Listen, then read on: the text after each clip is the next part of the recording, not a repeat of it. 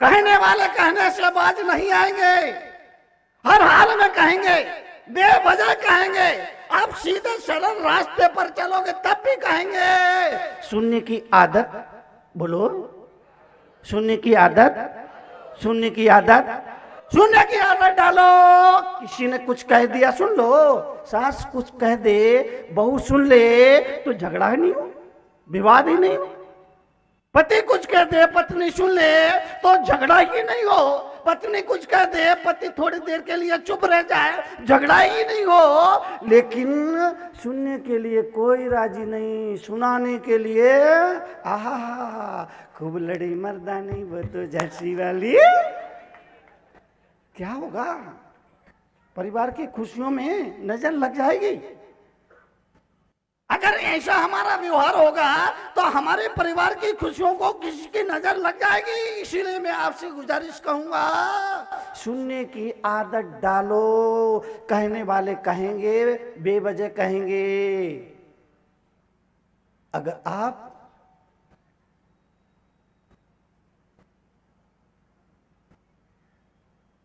आंखों को ऊपर करके चलोगे,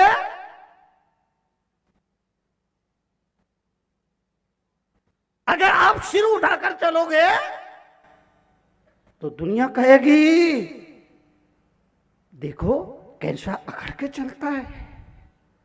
सिर उठा के चलोगे तो दुनिया कहेगी देखो कैसा सिर उठा के अकड़ के चलता है। और सिर झुका के चलोगे तो दुनिया कहेगी अरे भैया अब तो किसी की तरफ देखता तक नहीं। सिर उठा के चलोगे तो ये दुनिया बोलेगी किसी की तरफ कैसा अकड़ के चल रहा है, देखो कैसा अकड़ के चल रहा है। अगर सिर झुकाकर चलोगे तो ये दुनिया कहेगी अरे बाबा अब किसी की तरफ देखता तक नहीं है। और अगर आप आंख बंद करके बैठ जाओगे तो ये दुनिया कहेगी बगुला भगत, बगुला आवाज बेटा देखो जरा। और अगर आप आग फोड़ लोगे तो ये दुनिया कहेगी फोड़ी है तो भुगतो। हर हाल में कहेगी, ये दुनिया हर हाल में कहेगी। इसलिए सुनने की आदत, सुनने की आदत डालो, सुनने की आदत डालो।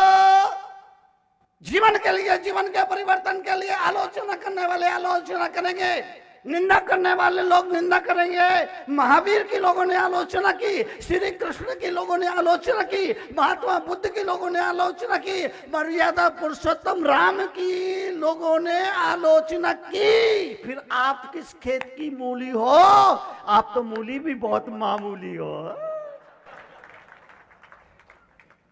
आप तो मूली भी बहुत, महापुरुषों को नहीं छोड़ा इस दुनिया ने, महापुरुषों को नहीं छोड़ा। हम जैसे साधारण लोगों की यह दुनिया क्या छोड़ेगी? इसीलिए सुनने की आदत डालो। सुनना पड़ेगा। दुनिया में अमृत की मात्रा बहुत कम रह गई है। दुनिया में अमृत की मात्रा बहुत कम रह गई है। 30 साल से हिंदुस्तान में घूम रहा हूं, कई राज्यों में गया, कई शहरों में गया, लेकिन किसी शहर, किसी गांव, किसी कस्बे में मुझे आज तक ऐसी दुकान नहीं मिली जहां अमृत बिकता हो, जहर बिकता हो। ऐसी दुकानें तो गांव गांव, गली गली, कूचे कूचे मिली। जहर बिकता हो ऐसी दुकानें तो गली गली, शहर शहर, नगर नगर, कूचे कूचे मिली, मगर मुझे आज तक ऐसी दुकान नहीं मिली जहां अमृत बिकता हो। बाद में मुझे समझ में आया कि अमृत दुकानों पर नहीं मिलता है, वो संतों की वाणी में बिकता है, वो संतों की वाणी में मिलता है, वो संतों की वाणी में दिखता है। वो अमृत जिसकी मैं चर्चा कर रहा हूं। अमृत की मात्रा दुनिया में बहुत कम रह गई है, इसलिए कड़वे कड़वे घूंट पीने पड़े। जीवन के लिए परिवर्तन, जीवन के लिए समृद्धि। मैं देश के नौजवानों से कहता हूं जितना प्रेम आप अपने कुत्ते पर निछावर करते हो, उसका 10% प्रेम अपने बूढ़े माँ बाप पर निछावर कर दो, उनका बुढ़ापा सुधर जाएगा। जितना प्रेम आज की यह पीढ़ी जितना प्रेम कुत्ते पर निछावर करती है, उसका 10% प्रेम बूढ़े माँ बाप पर निछावर कर दो, उनका बुढ़ापा सुधर जाएगा और तुम कुत्ता होने से बच जाओगे। 4 बातें सुबह सुबह पढ़ लिया करो। ज्यादा पढ़ने का टाइम नहीं, मुझे मालूम है आप बहुत बिजी है, आपके पीछे बहुत बड़ा संसार है, उसको भी आपको देखना है। मैं आपकी मजबूरी समझ सकता हूं, मैं आपकी मजबूरी समझता हूं। ज्यादा वक्त आपके पास नहीं है, इसीलिए मैं बहुत छोटी 4 बातें याद करने के लिए कह रहा हूं। पहली बात, एक दिन छोड़कर जाना है। दूसरी बात, जो मेरे भाग्य में है वो कहीं जा नहीं सकता, और जो चला गया समझो मेरे भाग्य में। इतना सोचेगा तो आदमी को संतोष होगा ना। हाय हाय हाय हाय हाय, टेंशन होता है, दुख होता है, तकलीफ होती है, परेशानी होती है, वो नहीं होगी ना। सोच बदलें, चिंतन बदले, सोच बदले। लेकिन आदमी तो वही अपनी पुरानी सोच पे चलता है। किसी पार्टी में गया, भोजन के लिए पार्टी में गया, 50 आइटम बने। किसी पार्टी में गया, शादी में गया, भोजन में 50 आइटम बने, उसने वो आइटम खाए। इसी बीच उसके दोस्त का फोन आ गया, अरे भैया भोजन कैसा था? क्या पापड़ तक नहीं था। 50 आइटम का कोई मार तो नहीं, क्या पापड़ तक नहीं था। सोच बदलिए, दुनिया नहीं बदलेगी। कल भी मैंने बोला, आपको ही बदलना पड़ेगा ना। दुनिया नहीं बदलेगी, दुनिया नहीं बदलेगी, आपको ही बदलना पड़ेगा। इसीलिए जीवन के लिए, जीवन के परिवर्तन, समृद्धि, विकास के लिए एक ही बात याद रखना। 4 बातें सुबह सुबह पढ़ लेना। चाय पीने से पहले, दूध पीने से पहले, नाश्ता करने से पहले, झगड़ा करने से पहले। नहीं, झगड़ा तो करोगे वो तो मुझे मालूम है, तरुण सागर कुछ भी कहते रहे उससे कोई मतलब नहीं, झगड़ा तो करोगे। तो आप ये 4 बातों को याद रख लेना। नंबर 1, बोलेंगे आप, सब कुछ छोड़कर जाना। इतना सा वाक्य आपके कदम जो अन्याय की तरह, अनीति की तरह, पैसा पैसा पैसा पैसा, ऐसा हो वैसा हो, फिर चाहे जैसा हो, पर हाथों में इस नीति पे चल रहा है ना आदमी, रुक जाएगा, रुक जाएगा, रुक जाएगा। पहला बात, एक दिन छोड़कर सब जाना है। दूसरा बात, जो मेरे भाग्य में है वो कहीं जा नहीं सकता।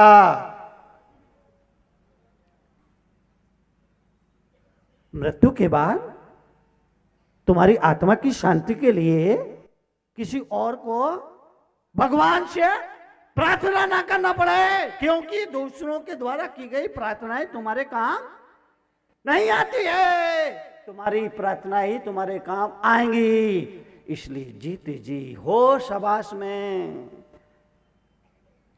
जीते जी अपने होश हवास में कुछ कर्म सत्कर्म कर लो। मैं इशारों की भाषा नहीं बोलता, मैं तो बहुत क्लियर कट बोलता हूं। इसी लोग मेरे प्रवचनों को कड़वे प्रवचन कहते हैं। सड़कों पे मैं पैदल ही आता हूं, कहीं पैदल ही जाता हूं। फरीदाबाद से पैदल चल के आया हूं, गाड़ियां निकलती है, गाड़ियां निकलती है, गाड़ियां निकलती है। वो मुझे देखते हैं तो पहचान तो जाते हैं। लोग तरह तरह की बात करते हैं, पहचान जाते हैं, तो आपस में वो बात करते हैं, वो तरुण सागर जा रहे, तरुण सागर जा रहे, तरुण सागर जा रहे। चलो चलो उसको जाने दो। दूसरा निकला, ये वही महाराज है जो पहले धीरे धीरे बोलते हैं, फिर तेज तेज बोलते हैं, धीरे धीरे बोलते हैं, तेज।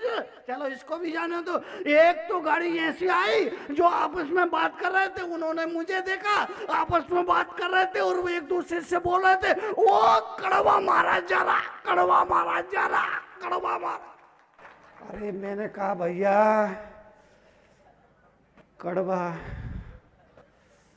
मुझे भी बहुत बातें सुनना पड़ती है। आहार ले रहा था, भोजन कर रहा था, 24 घंटे में एक बार भोजन पानी जल ग्रहण करता हूँ ना। दिगंबर मुनि कोई भी हो, उसकी चर्या है 24 घंटे में केवल एक बार अन्न जल, जल भी वो भी खड़े होकर दोनों हाथों को यूं जोड़ लेंगे, श्रावक इस पे दाल रोटी सब्जी रख देगा, उसको खा लेंगे। बैठ के नहीं, लेट के नहीं, चलते चलते नहीं।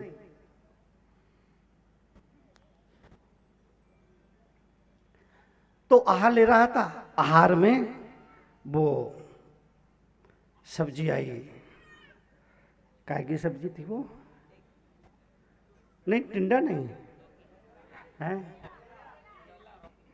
लौकी, लौकी नहीं, नहीं लौकी नहीं, हाँ करेला, करेला की सब्जी आई। तो वो सब्जी मैंने ली, तो स्वाभाविक करेला कड़वा होता है ना, तो सब्जी खाई तो चेहरे पर थोड़ा उसका रिएक्शन आया। तो वो देने वाली महिला बोली, काहे महाराज, हम भी तो तुम्हारे कड़वे प्रवचन सुना थे। मैंने कहा तू चुप रहे, मैं खाता हूं। बड़ा मुश्किल है, ये कड़वे प्रवचन इतने सस्ते नहीं हैं, बहुत महंगे हैं बाबा। जीवन के लिए पहले मैं बहुत मीठा बोला, ये कड़वे प्रवचन यूं नहीं आ गए, बहुत मीठा बोला, बहुत मीठा बोला, लेकिन उस मीठे बोलने का दुष्परिणाम ये हुआ, मैं बोलता था लोग सोते थे। 13 साल की मेरी उम्र थी, 13 साल के लड़के लड़की की आवाज में कोई खास फर्क नहीं होता। मैं बहुत मीठा बोला, बहुत मीठा बोला, उसका दुष्परिणाम ये हुआ, मैं बोलता था लोग सोते थे, और उस समय मुझे सुनने के लिए हजारों लोग नहीं आते थे, मुश्किल से 25-50 लोग, मुश्किल से 25-50 लोग सुनने को आते थे। और 25-50 वो जिनको बहू घर में नहीं टिकने देती थी, बेटा दुकान पर नहीं चढ़ने देता था, छठे छठाई, ये ऐसे हजारों लोग नहीं आते थे, 25-50 लोग। और 25-50 वो जिनको बेटा दुकान में नहीं चढ़ने देता था और बहू घर में नहीं टिकने देती थी, आ जाते थे और कहते थे बाप जी कुछ कहो। मेरी कथा शुरू होती, उनकी लटकन झटकन शुरू हो जाती। मैं बोलता सेठ जी सो रहे क्या? बोले नहीं तो। सबके सामने मैं झूठा पड़ता, पूरी सभा के सामने सो रहे वो, लेकिन मैं पूछता सेठ जी सो रहे क्या? बोले नहीं तो। मेरी आत्मा बहुत रोती, पर मैं मजबूर था, कुछ कर नहीं सकता था। कथा और आगे बढ़ती, फिर उनकी लटकन झटकन और बढ़ जाती। मैं पूछता सेठ जी सो रहे क्या? बोले नहीं तो। मैं चुप हो जाता, कर भी क्या सकता था। कथा आगे बढ़ती, उनकी लटकन झटकन और बढ़ जाती। मैं कहता सेठ जी सो रहे क्या? बोले नहीं तो। मेरी आत्मा बहुत पीड़ा का अनुभव करती, सबके सामने में झूठा पड़ता, पर चुप रह जाता। कथा और आगे बढ़ती, उनकी लटकन झटकन और बढ़ जाती। मैं कहता सेठ जी जा रहे क्या? बोले नहीं तो।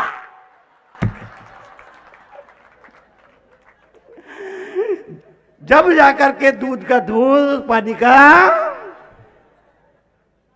एक दिन मुझे लगा मेरे भीतर बैठा महावीर मुझसे कह रहा कि तरुण सागर, ये अंधे और बहरे लोग हैं, ये न तुम्हें देख पा रहे हैं और न तुम्हें सुन पा रहे हैं। और उसी दिन से मैंने एक ऐसा वक्तव्य दिया, हिंदुस्तान का आधा जैन समाज मेरे खिलाफ था। उस वक्तव्य को सुनकर आधा जैन समाज मेरे खिलाफ था और समाज का दबाव मुझ पर पड़ा कि मैं अपना वक्तव्य वापस लूं और समाज को आश्वस्त करूं कि अब कभी परंपरा के खिलाफ कोई वक्तव्य नहीं देंगे। वो मेरा वक्तव्य मेरे जीवन का मिशन था। मैंने कह दिया मुझे सारे जिंदगी इसी मिशन पर काम करना है। कोई मेरे साथ चले तो भी अच्छा है, नहीं भी चले तो भी अच्छा है, लेकिन मैं सारी जिंदगी इसी मिशन पर काम करने वाला हूं। और मेरा वक्तव्य था कि मैं महावीर को मदनों से निकालकर चौराहे पर खड़ा करना चाहता हूं, ताकि उनका संदेश, उनकी चर्या, उनका उद्देश्य, उनका चरित्र दुनिया के सामने आ सके। लोगों को लगा ये तो महावीर की बड़ी अपमान की बात है, चौराहे पे खड़ा करना। हम बोलचाल की भाषा में बोलते, तेरे को चौराहे पे खड़ा ना कर दिया तो मेरा नाम नहीं। शायद वो मेरे वक्तव्य को समझ नहीं पाए होंगे, इसलिए विरोध किया। मैंने वही काम किया। महापुरुष किसी की बभूति नहीं, कुओं पर ताला नहीं लगना चाहिए, मेरा अपना मानना है। कुओं पर ताला नहीं लगना चाहिए, और जिन कुओं पर ताला लग जाता है उनका पानी गंदा हो जाता है। महापुरुष कुएं है, उनको खुला रखो, सबके लिए खुला रखो। वो दरवाजे सबके लिए खुले हों तो जिंदगी में वहां से जो संदेश जाएगा, जो उपदेश जाएगा, वो दुनिया के लिए होगा। लोग मुझसे पूछते हैं, मुनि जी आप 30 साल से हिंदुस्तान में घूम रहे हैं, आपने क्या जोड़ा? पहनने तक के लिए आपके पास एक जोड़ा तक नहीं। लोग सवाल करते हैं, आपके पास पहनने के लिए एक जोड़ा भी नहीं, फिर आपने जिंदगी में क्या जोड़ा? तब मैं कहता हूं, दिगंबर मुनि होने के नाते मैंने छोड़ा ही छोड़ा है, और जोड़ने के नाम पर केवल आदमी को आदमी से जोड़ा है। आज 36 कौम का आदमी एक जजम पर बैठा है तो ये हिंदुस्तान की सबसे बड़ी ताकत है। 36 कौम का आदमी एक जजम पर बैठ जाता है तो वो हिंदुस्तान की सबसे बड़ी ताकत बन जाता है। इसलिए आपसे गुजारिश, व्यवहारिक सच्चाई के साथ वास्तविक सच्चाई को मत भूलो, मत भूलो, मत भूलो, मत भूलो। एक दिन सब कुछ छोड़ करके बोलो जाना है, इसको मत भूलो। 4 बातें जो मैंने कही उसको आप याद कर लीजिए, जीवन के लिए याद कर लीजिए। इसीलिए मैंने कहा मैं इशारों की भाषा नहीं करता हूं, सीधी कट बात करता हूं, क्योंकि इशारों की बातें कभी कभी बहुत गड़बड़ हो जाती है। इशारों की भाषा कभी कभी गड़बड़ हो जाती है।